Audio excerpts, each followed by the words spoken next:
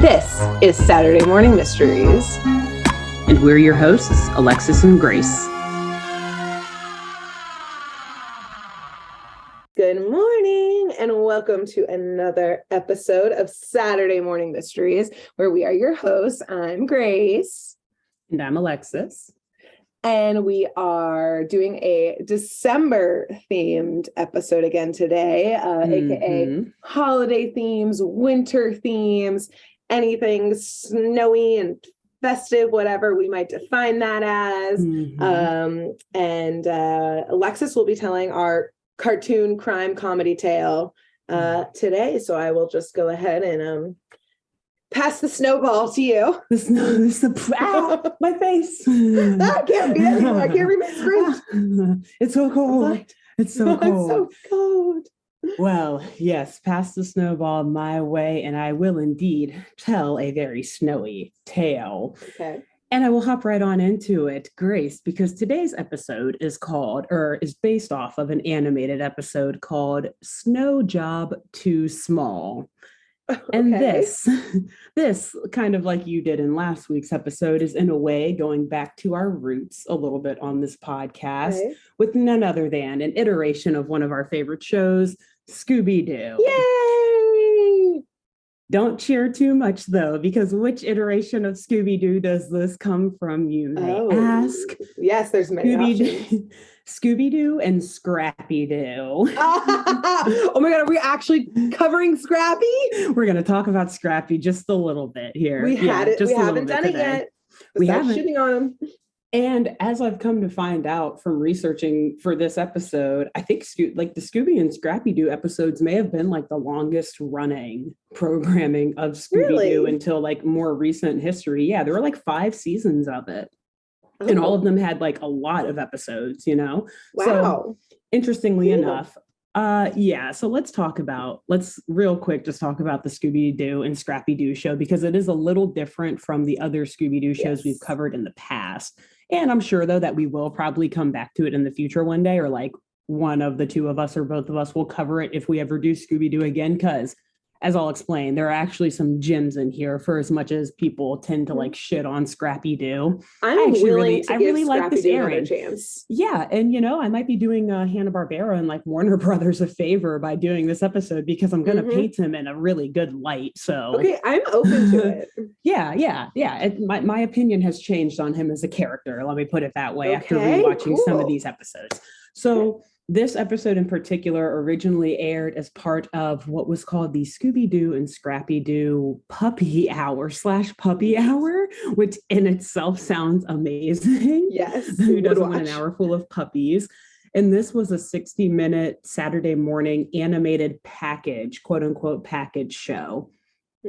AKA, it combined 3 different shows into separate shorts over the course of the 60-minute programming. And so the 3 shows were Scooby-Doo and Scrappy-Doo, Scrappy and Yabba-Doo, and another show called The Puppy's New Adventures. So there's a lot going on. I've never heard of The Puppy's New Adventures. I kind of remember Scrappy and Yabba-Doo. I'm not going to talk about it though today. Yeah. It was another show, Scrappy with like, I think his other uncle or something. So just extending the Doo family essentially. Yes. But in the Scooby-Doo and Scrappy-Doo shorts, Shaggy, Scooby, and Scrappy alone, just the 3 of them, are traveling across the country as what's called the quote-unquote fearless detective agency. So kind of like an offshoot of Mystery Inc.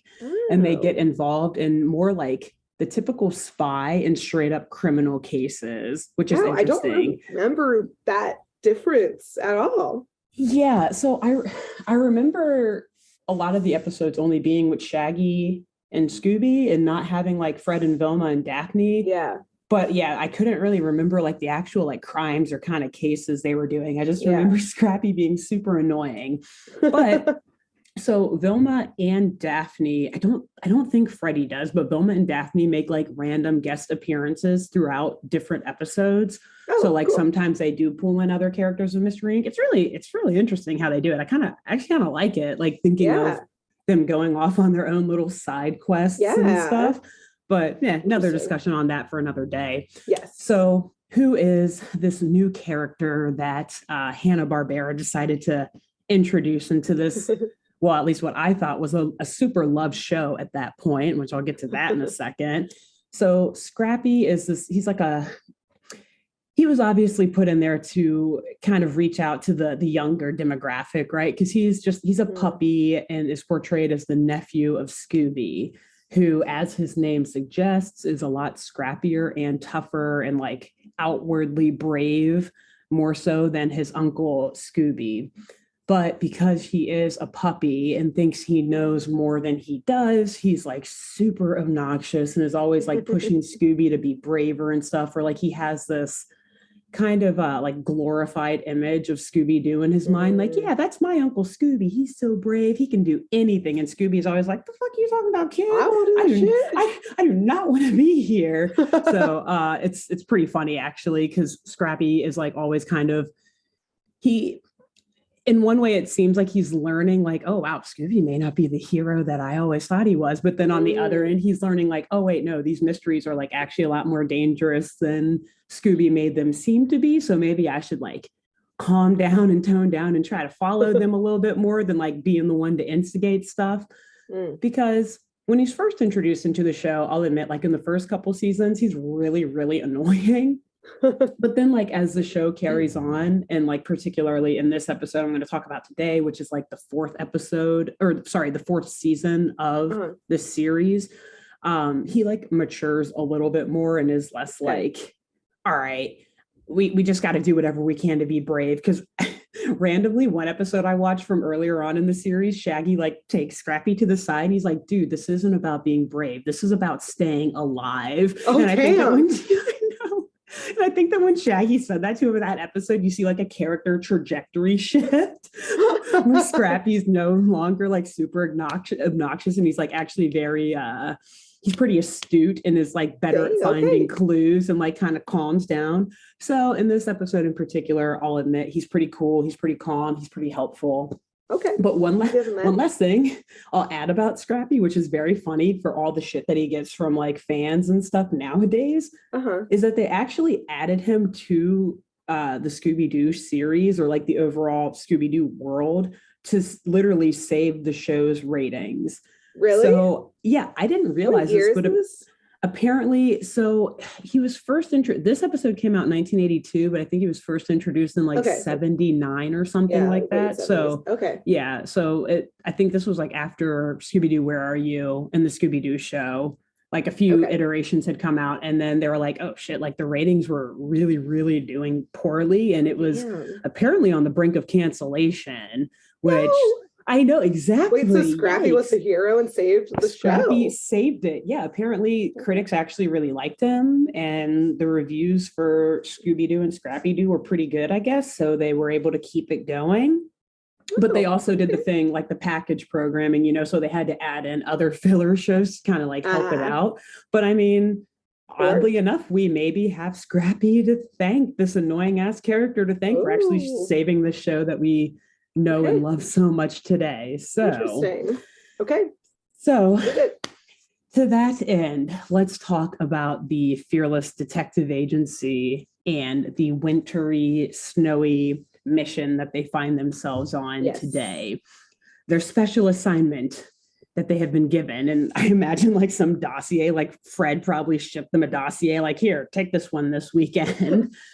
They have been hired to safely transport an asset through a snowy mountain ski resort, kind of, aka they're driving a little kid named Wilbur to his Uncle Cosgrove's massive chalet on top of a narrow mountain near this like ski resort town. Okay.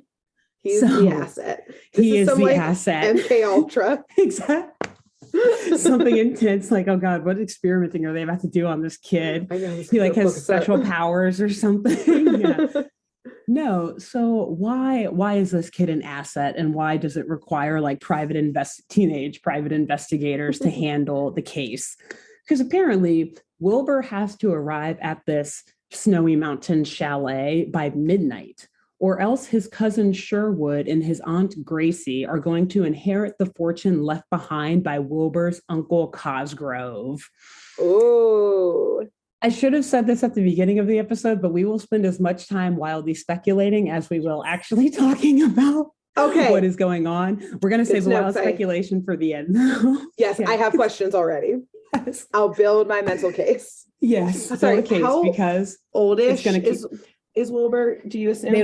They don't give him a specific age, but I'm going to say like 10 to 12. He's a really little kid. Yeah, like a super young kid.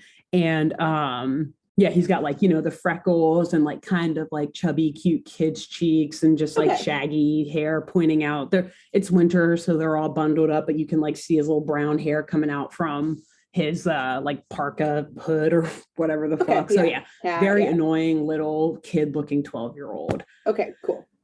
So, which makes it even more interesting. Like, you're inheriting this massive chalet.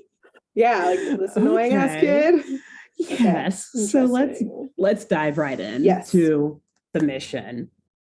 The episode begins with the gang, so Shaggy, Scooby, and Scrappy-Doo, speeding down this snowy hillside, honestly on a pretty badass snowmobile.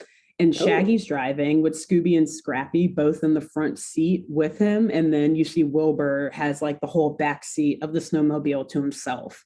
Okay. And from the jump, this Wilbur kid, he's already showing he's just this entitled, spoiled, annoying as fuck little brat. I was assuming if he's like about to inherit a chalet. Exactly. Yes, exactly. A brat.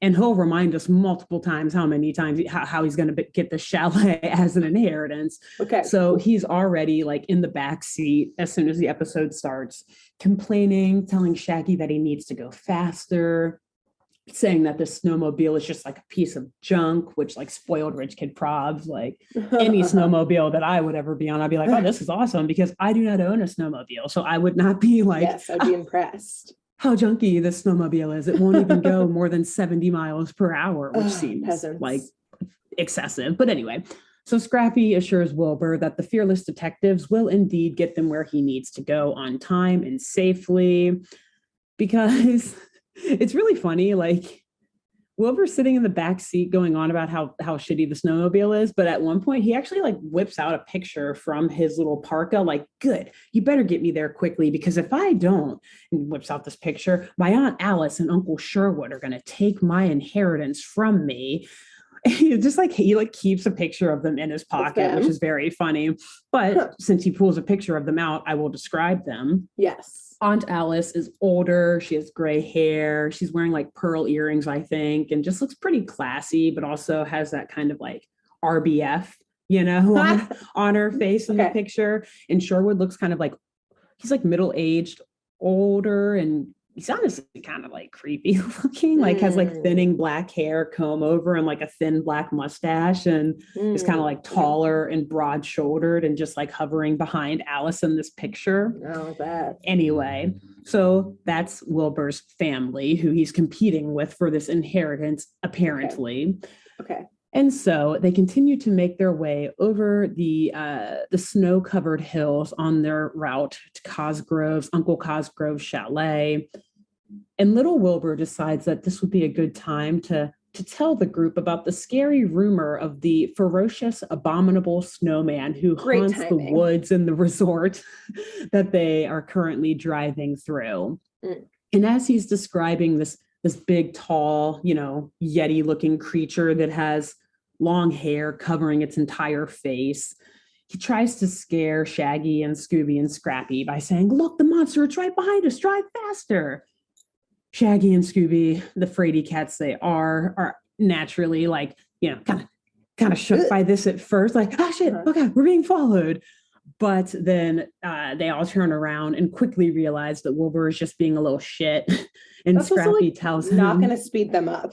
No, it's not. I mean, we're flooring it, dude. Right. Trust, like, they want to get Wilbur there as quickly as possible, because they've been whispering to each other the whole time, like, this kid is so fucking annoying. I cannot wait to drop him off and finish this assignment. How the hell did we get stuck with this? Screw you, Fred, for making us take this assignment. And like, don't distract them, Wilbur, with like your little tales. That's going to make them like veer off course. Crash. You're not going to get there in time. No, let them you won't get there at all. Yeah, exactly. Anyways, Go on. Little 12-year-old kid doesn't understand the way the world works. Nope.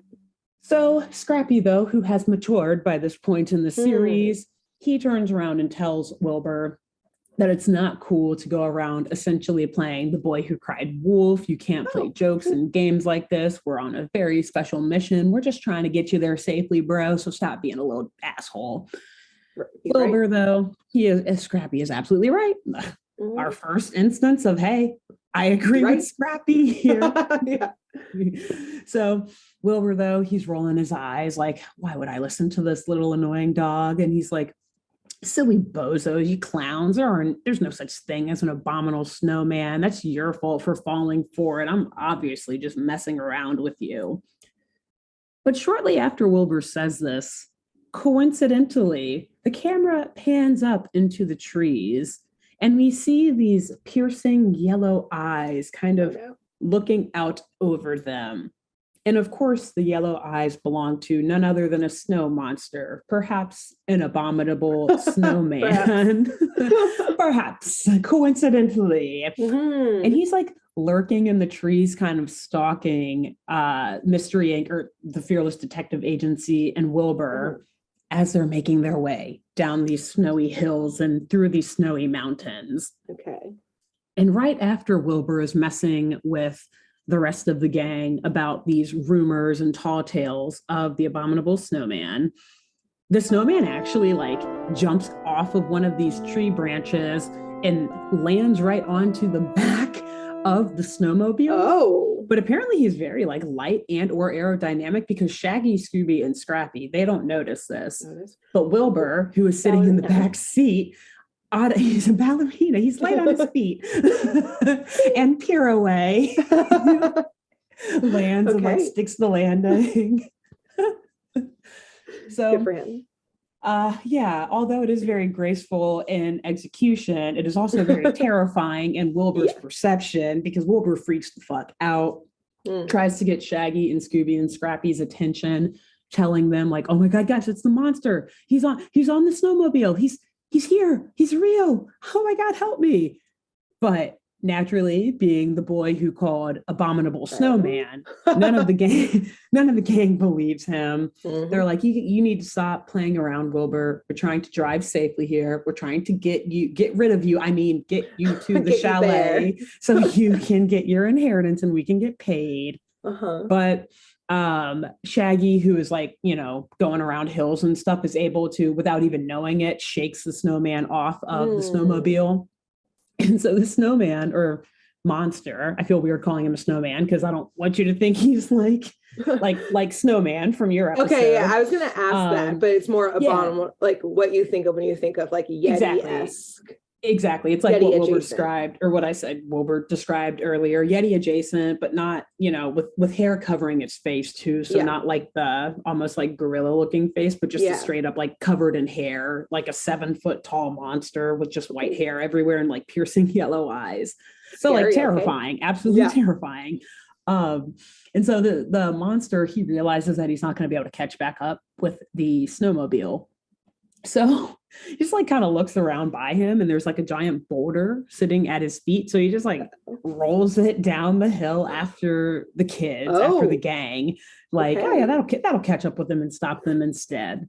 Yikes. And indeed, it does start to collect snow, and it grows and gets bigger and bigger as it's careening down this hill, closing in on the snowmobile. And so Wilbur, at this point, he's trying to convince the gang that not only was the monster just chasing them, but now that they have a huge boulder, a snow-covered boulder right on their tail. Shaggy and Scooby, they're like still laughing it off, just rolling their eyes, talking about like, this kid and his tall tail, this little spoiled brat. He's so fucking annoying. Oh my God, can we please get to the chalet, please? But Scrappy, at first it's pretty funny. He's like chuckling along with Scooby and Shaggy, like, yeah, this annoying kid.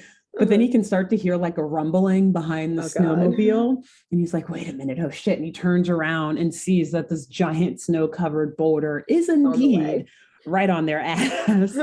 Perfect. So Scrappy tells Shaggy to step on it as if they weren't already going as fast as they could, I assume. And Wilbur is like, see, I told you I was like kind of telling the truth here. Broken clock is right twice a day, ladies and gentlemen.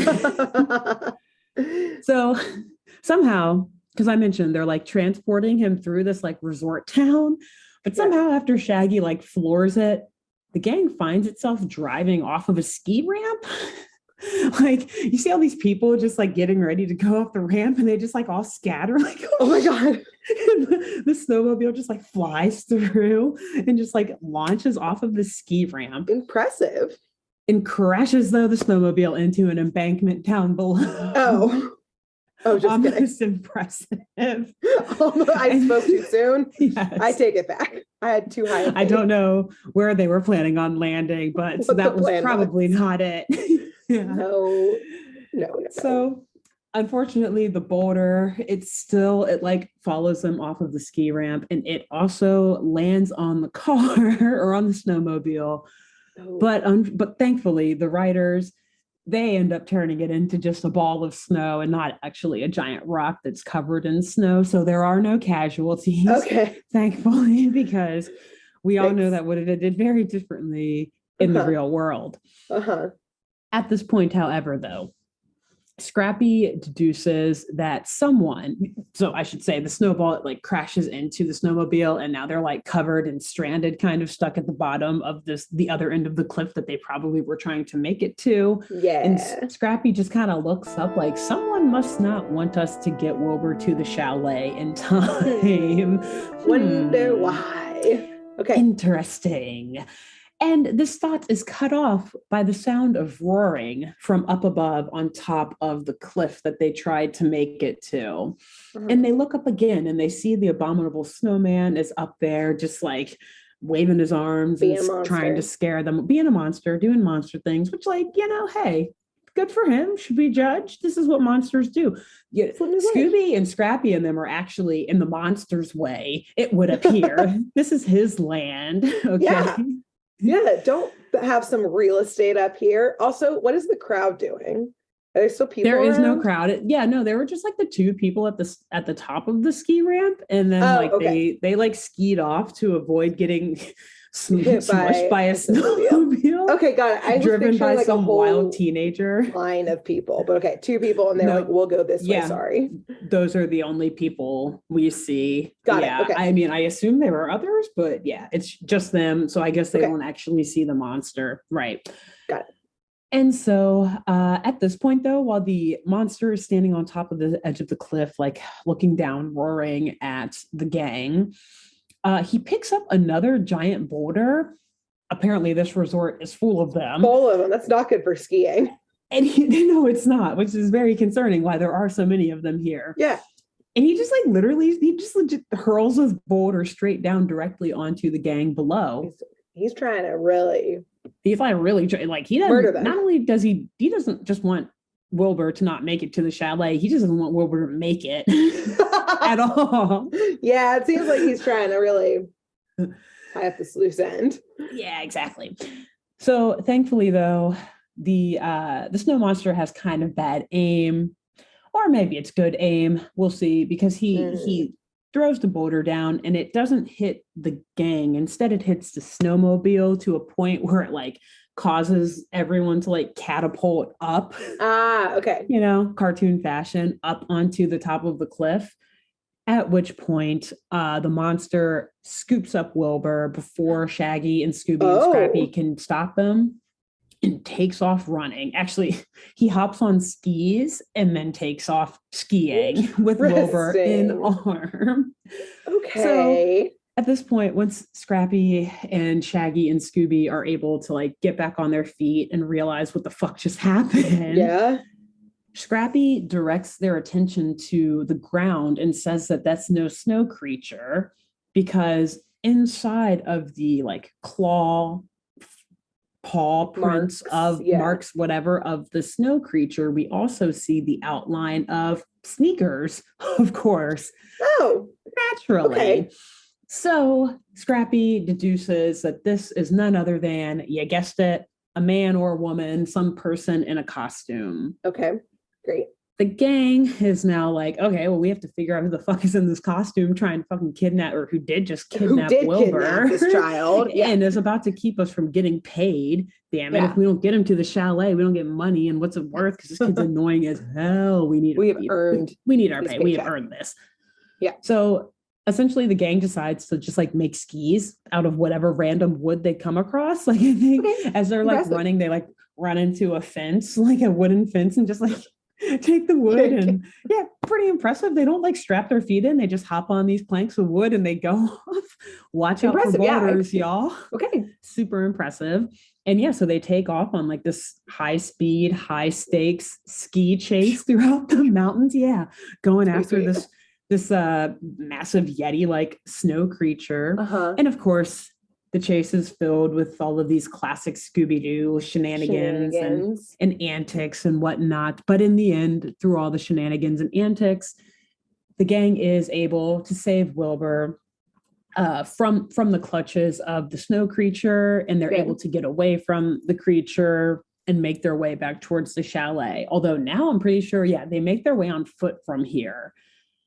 And it's even scarier. It's super scary because, again, it's freezing cold. It's snowing the entire time. Yeah. It's pretty dark, too. I didn't mention, but I guess, like, because you're in a ski resort or something. Yeah, it's like getting laid out. Yeah, because you have to arrive by midnight. So it's getting close to midnight. So it's super dark out. Yeah, this makes me think that the snowman did deliberately aim for the back of the snowmobile to be like, okay, if I just throw the boulder, it could or could not crush all of them. But if I make it so they're unable to transport quickly, they're probably going to freeze to death out here. So yeah, exactly. All things checked off the list at that point. Yes. Go on. This is indeed a smart Abominable Snowman. Yes. He seems to have quite a brain on him. Yes. So yes, the gang continues their trek on foot to the chalet, both for safety and their payout, of course. And pretty impressively, actually, they make it to the chalet right at 11:50 p.m. So, fashionably early. They're like, okay, cool. We have 10 minutes to spare. So they get in there and get settled in and warmed up because, like you said, they're like fucking freezing. Cool. Okay. But real quick, let me describe this chalet because yes, I'd love to hear it. It makes the fact that Wilbur is inheriting it even more fascinating, and I'm sure will help us with our wild speculation that we will be doing here shortly. Yes. So it is on top of this, and also it will explain why it's even crazier that they just finished their trek by foot. So it's like straight uphill. Literally, it's on top of a very, very tall, narrow mountain. It's like you see this mountain range, and then you see this like peak, and this chalet is just like sitting right on the top of the peak. Classic. But it's like a 3 or 4 story level, like thin, narrow. Honestly, this just hit me. It reminds me of almost the house from A Series of Unfortunate Events or something like that. I don't know if you ever read those books growing up. Yeah, just like very old Gothic looking with like all these roofs and like different like sections and like pillar roofs. And I was not expecting that vibe. No, it's not like my lodge in the mountains at the ski resort chalet, like a mansion. I mean, I guess it's a mansion in a way because it's a massive house, but it's super creepy and eerie looking on top of a mountain. Yeah. That's why I was like, tell me about it. Cause I was expecting like my dream chalet. Like ornate. Yeah. No. Yeah. So like, why is this little kid Wilbur getting this? I don't know. It's very strange. But inside the chalet, it's actually kind of nice and looks warm and a little cozy, a lot of woodwork and everything, and all of these beautiful paintings lining the walls and gold statues and chandeliers, just all the classic, inside of a spooky house in a Scooby-Doo show kind of design. And so as like Scrappy and Shaggy and Scooby are sitting around getting warm, Wilbur's just like strutting around this chalet, taking it all in. Like, That's exactly. Straight up. He's like, of shit. Now all we got to do is wait for my lawyer so I can prove that I made it here on time. I was wondering, like, is there anyone else there? But okay. No. So the lawyer is not there yet, but they're like, awesome. We beat him here. So he's going to see I did my work. I'm here by midnight. Can't wait for my lawyer to get here. Again, hilarious because this kid's like 10, 11, something. Right. And he's talking about his lawyer. His personal lawyer. His personal lawyer. Okay. And so he continues this little confident strut, going on a little stroll down the hallways of this massive chalet, literally, like you said, pointing out all the stuff that he's about to own, like this priceless painting here, that's about to be mine. He walks into this like library type room that has all of these like actual human size, 6 foot whatever tall gold statues of what looks like honestly ancient like Grecians or Romans or something, like weird, holding like scrolls and stuff. And who got them into this chalet at the top of this mountain? That moving company was probably so mad. They probably had to like so pissed helicopter this helicopter. Shit yeah. But then also maybe there's a landing pad on top of the house. It's like, but where do you like helicopter? They just like drop it in through the attic or something. Like the chimney. All right, just bring in the statues from Rome. Okay. And yeah, so Wilbur is just making his way through, pointing out all this cool stuff that this little 12 or 10, whatever, 12-year-old boy is about to own. Like, this is all going to be mine. But as he's in this library looking at these massive gold, like pure gold statues, in classic Scooby-Doo fashion, a nearby bookshelf quickly like spins around from the wall. Whoa. And it's revealed to be a hidden passageway. Ooh, and on the other side, of course, is the Abominable Snowman. We love Les. Got it. Okay. We love Les. You had me in the first half, but I don't like snow monsters. I dropped off in the second half. Yes, I booked it the fuck out of there in the second half. And so the snow creature, he roars and he grabs Wilbur, pulling him back in through the bookshelf, and it like swivels back around, and we just hear Wilbur screaming for help from behind the walls. And Scrappy, down the hallway, also hears the screaming and alerts the gang that they have to go save him because he sounds like he's in trouble. Naturally, that is what the screams typically indicate. Yes, indeed. So Scrappy, he runs up into the library and he's like, okay, well, they have to be behind this bookshelf. If I know I've watched episodes of your show in the past, Uncle Scooby. I've studied the case files. I know how this works. So he just like starts pulling around on books, trying to find the lever or, the little secret door handle that'll open the passageway. And when he finds it, hilariously, like the bookshelf swivels around, but the Abominable Snowman is still just standing there holding Wilbur. So apparently they just stood there. They didn't actually like run off through the passageway to like hide from Mystery Inc. Okay, so not as smart as we thought. He's literally just like frozen, like, damn it, I didn't think you guys would find the passageway. I thought you guys would just leave. But you guys were already gone. Yeah. So I mean, classic mix-up. Shaggy and Scooby are able to like trick the snowman into handing Wilbur over to them. Nice. And like then they book it the fuck out of there, as Wilbur should have done before when he first saw the snowman or snow creature. And so then the classic like Scooby-Doo type chase ensues around Cosgrove's chalet. They're playing tricks and stuff on this monster, and they decide to lure him into one of the many guest bedrooms in this mansion on a mountaintop. And essentially what they do is they lure the monster into a bed and they trap him into this bed, and it's a Murphy bed, so the kind that like comes down, goes up into the wall. Okay. And so they're able to like slam the bed into the wall, trapping him with the monster on it after they've tricked him into tricked his way onto the bed.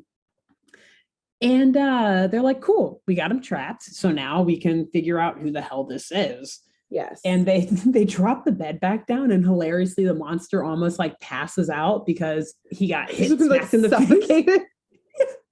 He got smacked in the face with a mattress. The back of his head probably like hit the fucking wall, and then he got suffocated. That's why I was wondering if he was still on it, because I was like, yeah, that's how they trapped him. Like he was laying in the bed, and they like tied the sheets down or whatever, and then like pushed the bed back up into the wall, like slamming him in. Damn. And so he just essentially like low-key faints as they put the bed back down onto the ground, and his mask falls off, but he like faints, face first. So we can't see exactly who it is yet. And so, Grace, would you like lift up the head? Passed out person. It's like this massive person, and then they just like drop it, and he just like slams back. It's like, oh yeah, that's who we thought it would be. We thought drop. Got him. Cool. So, Grace, I mean, they don't really go into it, but would you like to guess who is wearing this abominable snowman costume? I'm gonna guess it's the creepy uncle from the back of the photo. Mm-hmm. Creepy cousin. Yes. Cousin. Sherwood. Cousin. It is? Sherwood. It is indeed. So, yeah, as soon as he kind of gets up on his own. Because you said he was tall, so. Pretty much. Yeah, that's really it. I mean, and I'll do a little extra explaining in a second here. Okay. But yeah, as soon as he lifts his head up, Wilbur's like, hey, it's my cousin Sherwood. And Sherwood just looks at Wilbur like, I deserve the fortune more than you pint-sized brat. And Wilbur just like, whatever, like shrugs it off. You peasant, get out of my face. And as soon as Sherwood finishes insulting Wilbur, essentially, you hear all of the clocks in the chalet start dinging and everything, signaling that Wilbur has safely made it to midnight. He is at the chalet, alive and well in one piece. Wow. And literally, immediately after, we see Wilbur's lawyer, who is unnamed, this kind of stocky, middle-aged guy with this tan suit or brown suit on. He just rushes into the chalet, congratulate. Yeah, he's like, all right, you inherited a great fortune. Good job, buddy. You made it till midnight. Here you go. And I'm going to get paid too. Exactly. Everyone's getting That's paid why today. He's so excited and why he was there right at the crack of midnight, because he's like, I will not miss on this paycheck. So yeah, he hands Wilbur this very important looking piece of paper, probably either the deed to the house or whatever. I don't know. And yeah, Wilbur just takes it and smugly responds no big deal, all in a day's work, as if he did it all by himself and got there. Exactly, little asshole. Twice. Yeah, kidnapped twice. You were just a little shit the entire car ride over. You almost got them into an accident by scaring them on the road or on the hill, the snowy hill while they're driving. Whatever. Scooby, Scrappy, and Shaggy are literally saying these exact things in the corner as Wilbur's talking to his lawyer. They're over there scoffing, what a brat. I cannot get this kid. Can you believe this? You believe this? And Shaggy, though, he's like, you know what? Whatever, guys, get over it, because end of the day, we win, we get paid, and we're done working with this little kid. We can get the fuck out of there. But Wilbur, like the annoying little brat he is, pops up right behind them, interrupting their conversation, saying that literally they are all like, oh shit, oh god, oh, did you hear any of what we were just saying? Honestly, they don't even care if Wilbur knows that he hates them. I think it's pretty clear at this point. But Wilbur is like, we're going to have so much fun on the drive back, guys. I can't wait. What? And literally that's all they do. The three from Mystery Inc. Look at each other all pissed and then just look at the camera, and then the episode ends. No one read the full contract. They're like, we thought that he was inheriting the house, and then we just leave him there. It's all right, part of the 12-year-old, you 12-year-old kid. We're dropping you off at your new home now. Your parents are coming later, right? Gave the deed and then fucking left so he didn't have to give him a ride home. Oh yeah, no, exactly. It's he knew. Bye guys. So you guys got this, right? Cool. That's why we hired the private investigator agency. Deuces. Fuck this kid. I'm out. I got my paycheck. Yeah, got out of there so quickly, rightfully so. Yes, and that is the end of the episode. Okay. I have theories already, but I'd like to hear yours. Okay, cool. And before we jump into wild speculation, I just also want to add in the reason why this was so short is because, I briefly mentioned it before, but the way that this show was broken down is it was like multiple episodes of different shows all in short form into the 60-minute period. So this whole episode is literally only 10 minutes long, not even 10 minutes long. Yeah, including the title credits and the end credits. It's like God. nine minutes. Wow, good job though. Thank you. Me too. I was like, this is perfect. But that's also why there's like no explanation of anything at all of like, who the fuck is Cosgrove? Who is Alice? Who is Sherwood? So we'll fill up those gaps by wildly speculating. Yes, we haven't speculated in a while. I'm very excited. We haven't. I know, and I'm super excited for this. So, okay. I think the first thing that we can probably agree on is that Alice is Sherwood's mom, specifically by the photo that Wilbur shows them, because it's like mother in front of son. Like, I don't think he had his hands on her shoulder or anything, but it's like obviously those two are, they're related. So Alice is Sherwood's mom. And I believe that Alice was perhaps married to Cosgrove. And Sherwood was thus Cosgrove's son. Or at least I want to believe that because it would make it so much spicier. Yeah, the nephew is getting instead of the actual son. Exactly. Okay. And so if we start with this like overarching belief, then I have come up with 3 different possible options. Yes, okay. Of what the fuck could be going on. Tell me. Option number 1. Number 1. Wilbur was actually a secret love child with Alice's sister, between Cosgrove and Alice's sister. Oh. However, it wasn't found out this until maybe like close to Cosgrove dying or like on his deathbed. And so the chalet was like, let's be real. I don't think this was like Cosgrove's main home. This was like their winter resort, right? One of multiple properties. So the chalet was the least that Cosgrove could do to pay it back to Wilbur for like not being present, knocking up his mother, bringing a lot of drama to the family. And Wilbur could choose to do with it what he wanted, whether he wanted to sell it and use the money to, pay for school or start a life when he was older, or whether he wanted to actually live in it or just profit from it as, like a resort or a rental, whatever condo.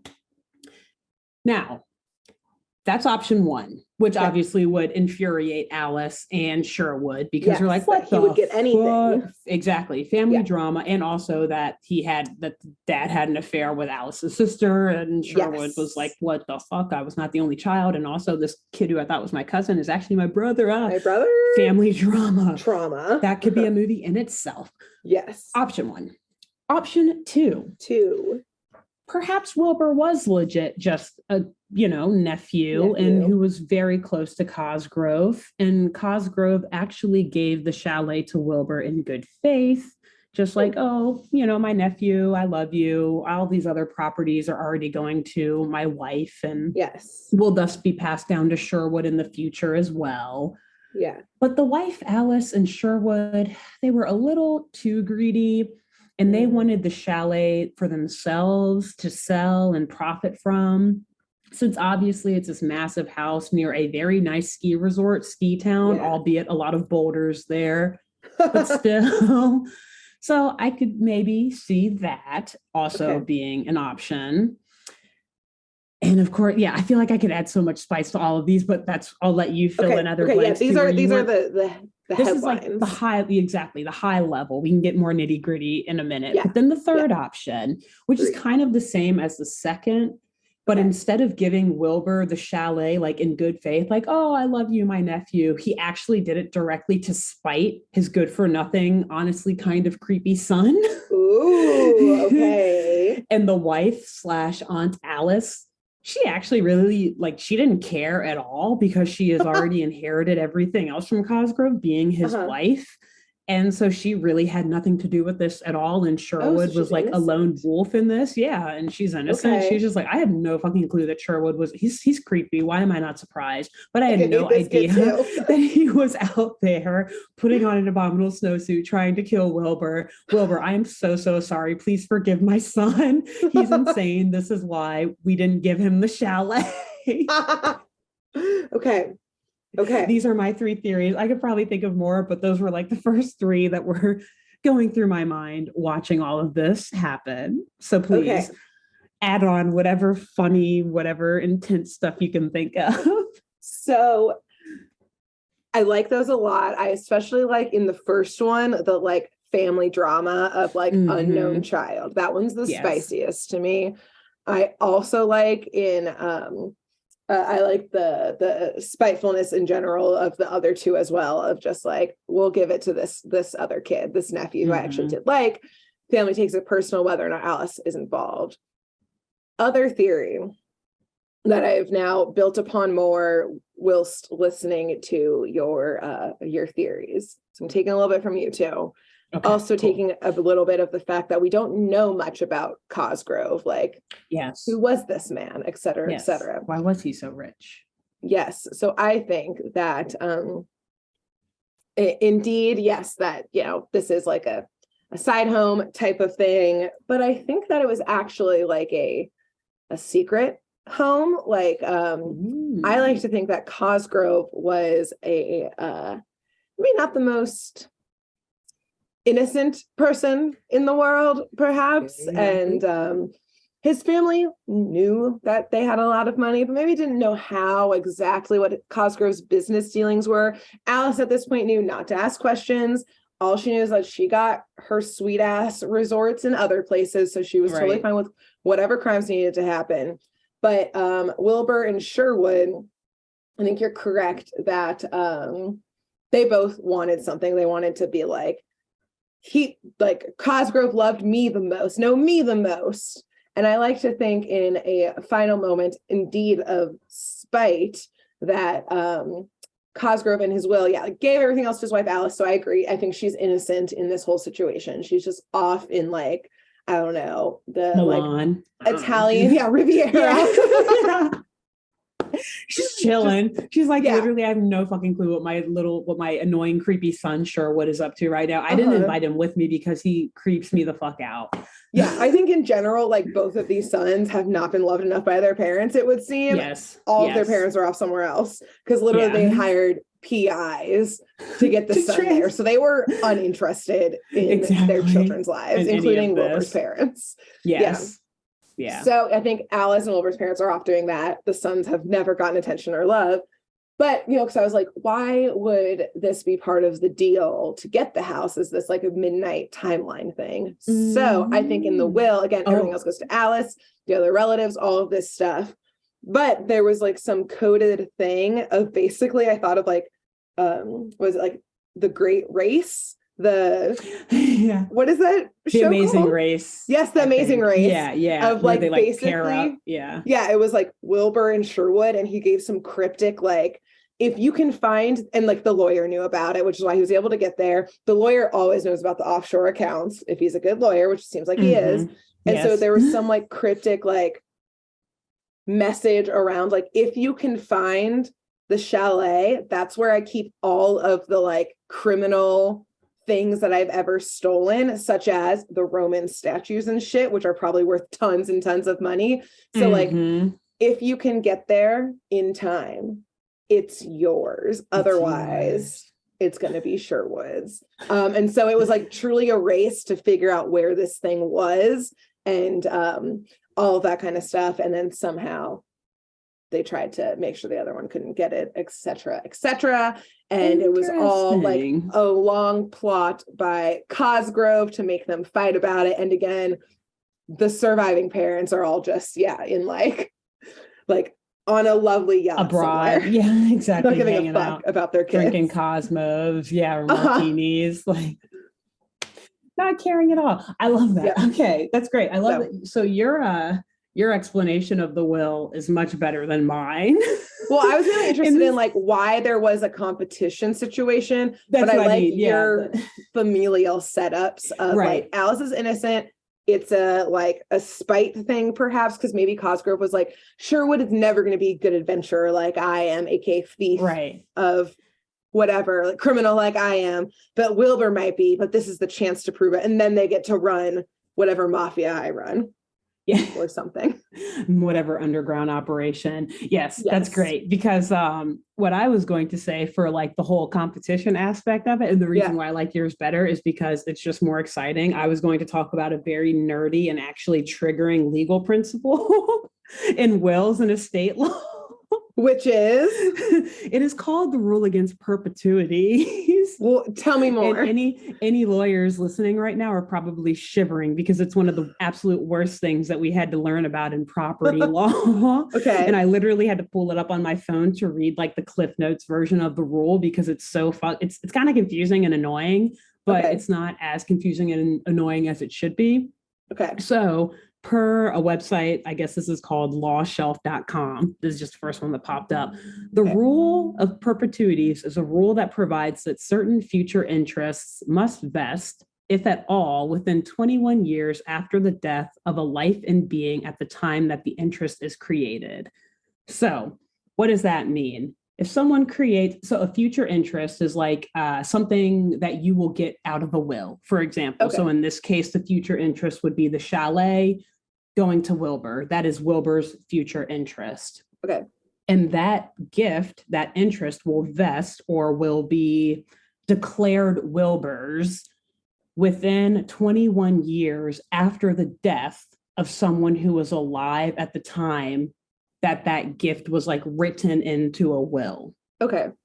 So my guess is that Cosgrove maybe actually died 21 years ago from midnight.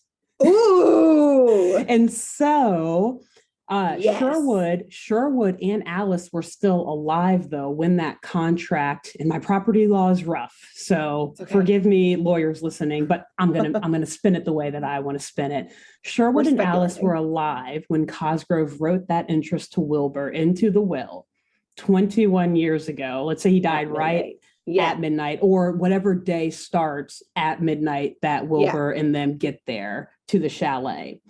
And so Sherwood knew that the gift would vest if Wilbur made it there by midnight. And he was like, oh, we've got to stop.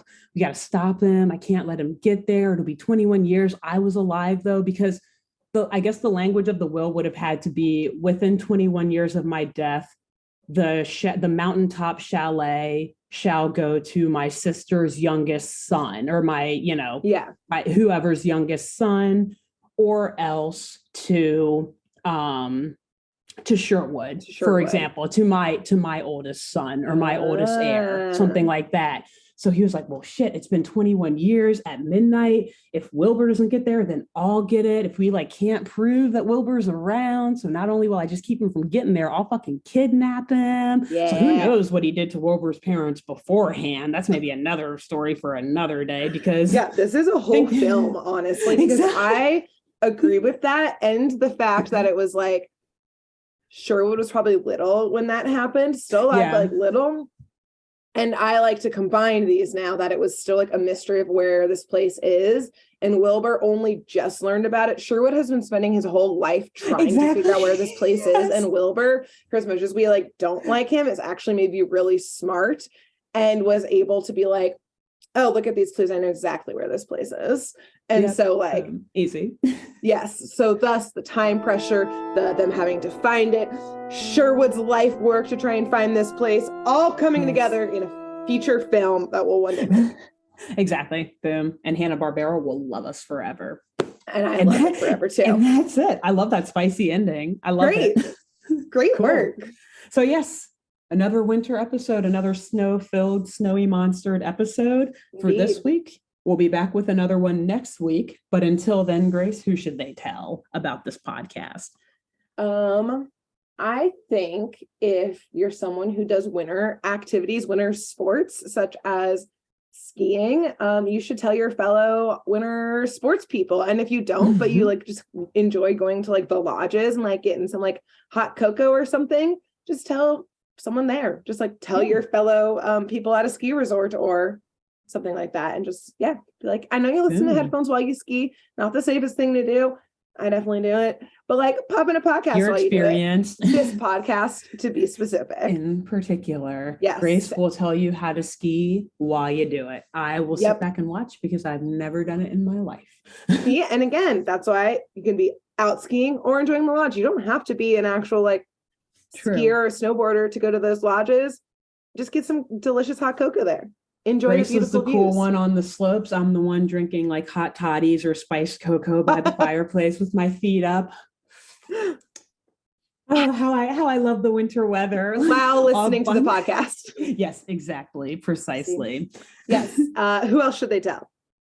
Oh, who should you tell after that? After you tell your ski buddies, I guess, so when you get to the ski resort, if you're like me, or if you decide to actually take up our suggestion here and go to a ski resort or skiing, when you get there, if you're like me and you clearly need the help of an instructor, someone literally holding your hand while you do it, tell them as well. They absolutely should not have headphones in their ears, I would assume, as they are. What? Are you screaming? You're fine. You're fine. You're good. Pizza, French fries, or whatever. Yep. You're good. That's all literally all I know about snowboarding. Good God, skiing. No, I mean, that's all you need to know. So tell the instructor too. Boom. Perfect. And we'll be back next week with another wintry, Christmassy, winter themed holiday episode. Okay. Bye. Bye. Thanks for tuning in to Saturday Morning Mysteries. If you enjoyed this episode, please share, rate, review, leave us a like, and drop a comment. We post episodes every Saturday and bonus tune tangents whenever we feel like it. So please subscribe so you don't miss the shenanigans. And if you want to follow us on YouTube, click the bell under the YouTube subscribe button to receive notifications when new videos are posted. And if you want to subscribe to the podcast, we have no idea what you're listening to us on, so just hit the big subscribe button on whatever app you're using. We believe in you. Give us a follow on Twitter and Instagram at SatmornMist, all the abreves, and let us know if you have any episode or show requests by emailing SaturdayMorningMysteries@gmail.com. Thanks to Jenna Kendall for the logo design and to Ava Sakiki for the music used during this week's episode. See y'all groovy kids next week on Saturday Morning Mysteries.